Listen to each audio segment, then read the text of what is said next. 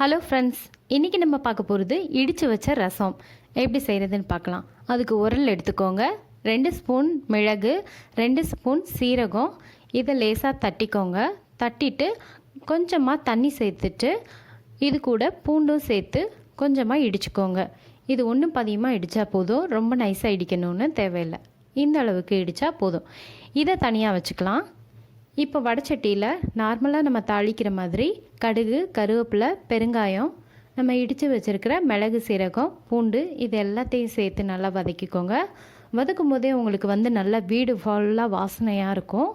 இது கூட 2 தக்காளியை நல்லா பிழிஞ்சிட்டு சேர்த்துக்கோங்க. சேர்த்துட்டு உப்பு, மஞ்சத்தூள், புளி ஊற வச்சு எடுத்திருக்கேன், அந்த தண்ணியும் இதில் சேர்த்துக்கோங்க.